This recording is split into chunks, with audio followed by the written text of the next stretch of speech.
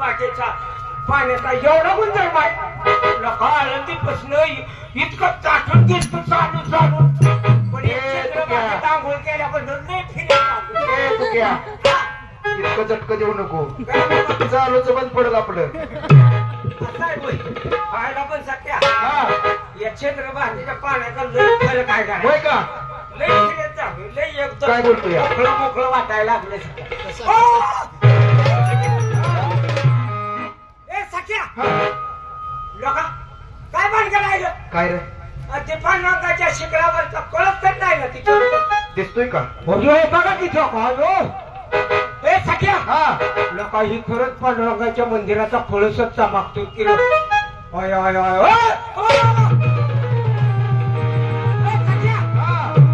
अरे ती काय पांडुरंगाची मूर्ती बिर्ती तर नाही ना रे काय चालली दिसतोय का तुला खरोखर बघा तिथे मी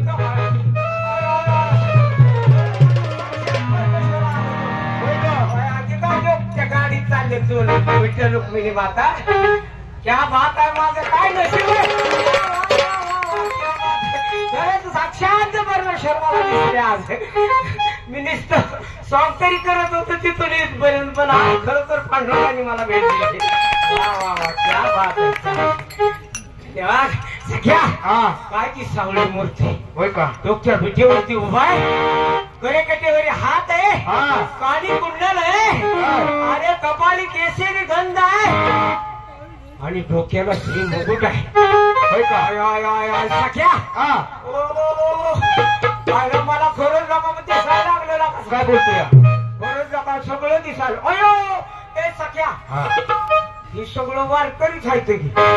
का लोक लोक लोक लोक लोक खरंच की लोक वारकरीच्या गाड्या तो लोक संडास घेऊन चालले त्या मला सगळं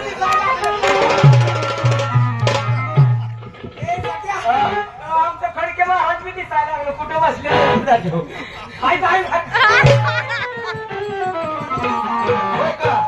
दिसायला लागलं हे तुकिया तुला दिसायला लागलं सगळं दिसायला काय बोलतो काय माझ्या मातामध्ये बसले एवढ्या उडी हाण नको अरे मला दिसायला लागलो काय बोलतोय मला आनंद मावाला आता अरे तुला दिसायला लागलं होय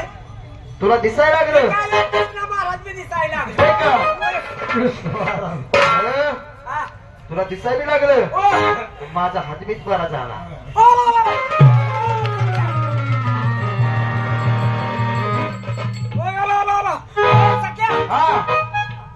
लोक तुझा हातासारखा हात झाला लागला कसा खरं आहे का नाही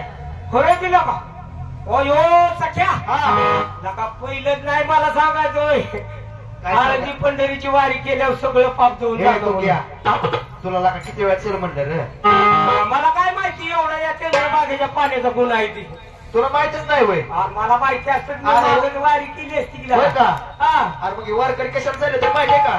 केलेलं पाप सगळं धुवायलाच चालले ते या होय होय होय म्हणून सर्व माझ्या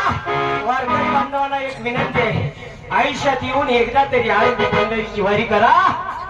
तुमच्या उभ्या आयुष्यामध्ये काहीच कमी पडणार नाही एक वेळेस सगळ्या मोठ्या आनंदाने पुंडली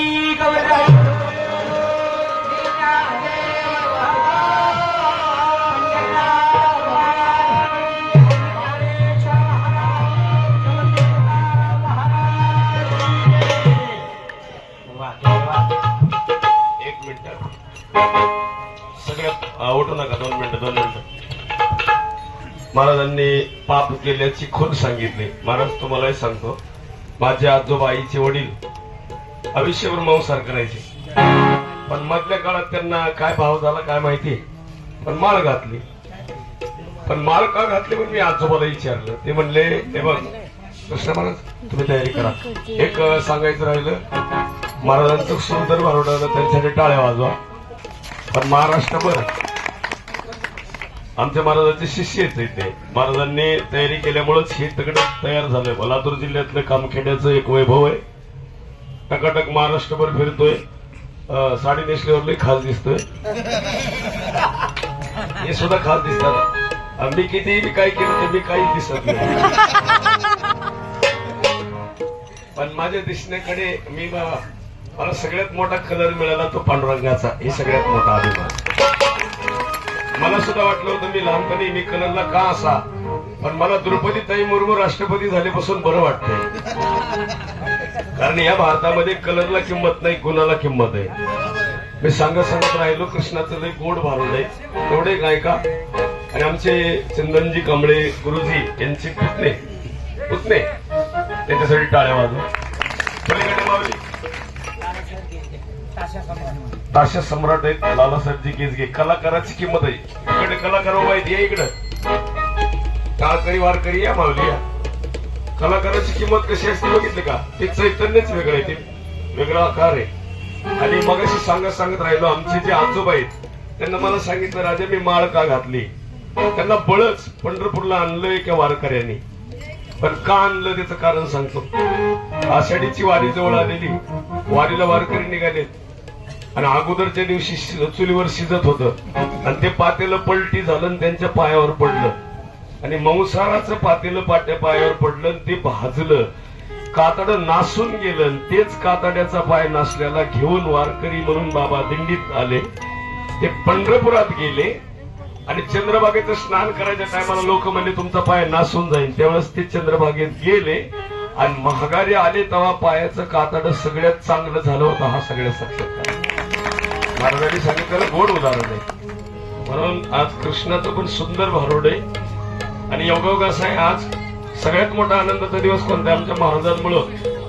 महाराजांनी 10-15 वर्षाची ही परंपरा चालवली, त्याचं फळ म्हणून हे सगळं वैभव आज बघायला मिळालं. पुन्हा पुढच्या काळात सुद्धा या सगळ्यांना आजच आमंत्रण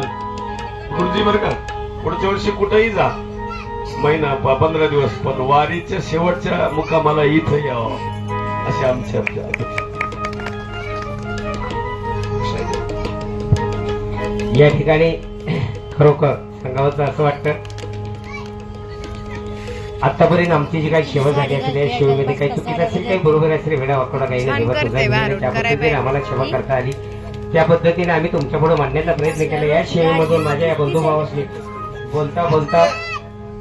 तोंडातून काय वेडावाकडा शब्द केला असेल त्याबद्दल क्षमा मागतो. माझ्या माता वगैरे बोलता बोलता तोंडातून काय वेडावाकडा